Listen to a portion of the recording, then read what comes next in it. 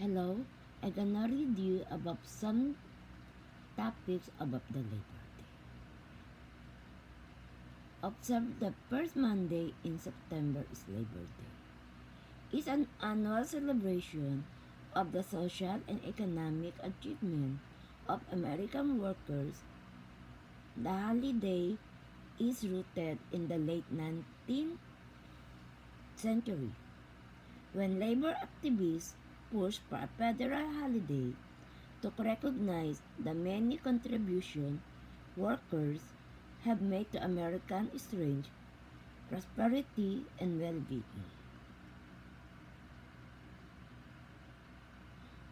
Early adopters. Before it was a federal holiday, Labor Day was recognized by labor activists and individual states after municipal ordinances were passed in 1885 and 1886. A movement developed to secure state legislation. New York was the first state to introduce a bill, but Oregon was the first to pass a law recognizing Labor Day on February 21, 1887.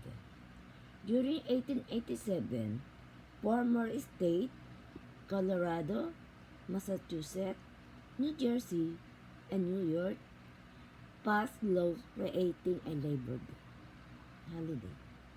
By the end of the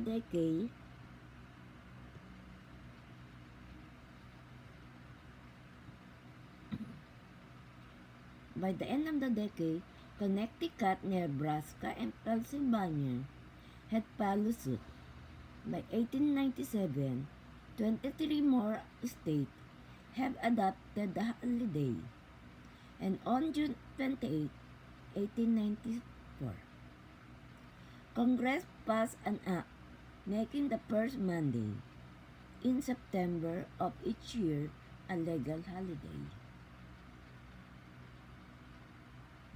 McGarvey and Margery, who founded Labor Day, who first proposed the holiday for workers, is not entirely clear. But two workers can make a solid claim to the founder of Labor Day title. Some records show that in 1882, Peter J. McGirr, a general secretary of the Brotherhood of Carpenters and Joiners and a co-founder of the American Federation of Labor, suggested setting aside a day for a general holiday for the laboring classes to honor those who from root nature have delivered and carved all the grandeur we behold. What Peter McGarry placed in Labor Day history has not gone unchallenged. Many believe that McKinney's Matthew McGirr, not Peter McGirr, founded the holiday.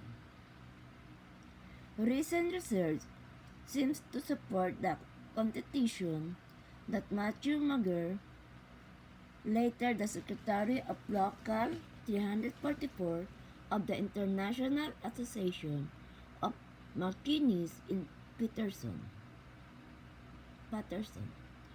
New Jersey, proposed the holiday in 82, while serving as a secretary of the Central Labor Union in New York.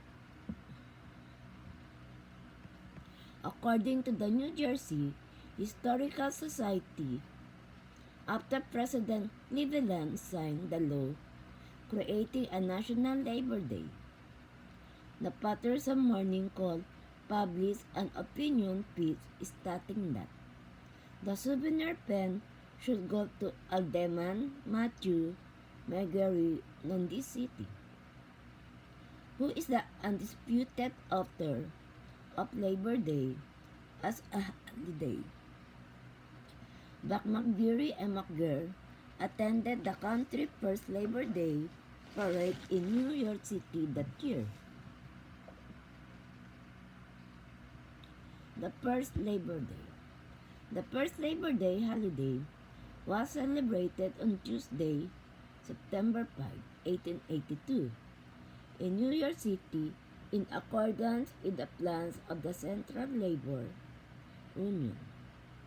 The Central Labor Union had its second Labor Day holiday just a year later on September 5, 1883. By 1894, 23 more states have adopted the holiday, and on June 28, 1894, President Grover Cleveland signed a law making the first Monday in September of each year a national holiday. A nationwide holiday, many Americans celebrate Labor Day with parades, picnics, and parties, festivities very similar to those outlined by the first proposal for a holiday, which suggested that the day should be observed with a street parade to exhibit the strange and sprite decors of the trade and labor organization of the community, followed by a festival for the recreation and amusement of the workers and their families. This became the pattern for the celebration of Labor Day.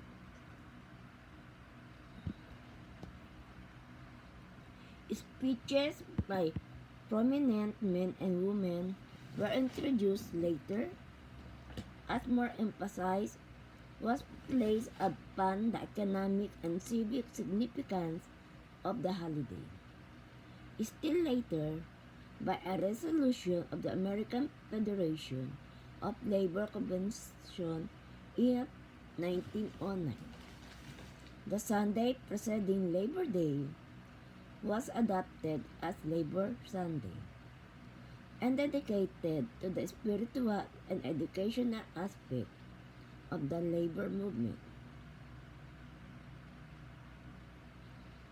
American labor has raised the nation's standard of living and contributed to the greatest production of the world has ever known, and the labor movement has brought us closer to the realization of our traditional ideals of economic and political democracy. It is appropriate, therefore, that the nation pay tribute on Labor Day to the creation of so much of the nation's strength, freedom, and leadership. More American workers, more resources.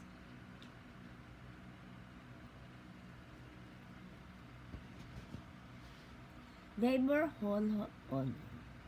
Curious about American labor leaders? Check out the Labor Hall of Honors to learn more about the men and women who have improved working conditions, wages, and equality of life for Americans' working families. Hall of Secretary. 29 people have served as Secretary of Labor. Visit our Hall of Secretaries to learn more about how their leadership influenced work in America. History of it nutshot. What happened on the first Labor Day? It was almost disappeared. Fun facts. What older Labor Day of the Labor Department? Brush up on a labor trivia so you can dazzle your friend and family. Thank you. That's a small history of Bob Labor Day.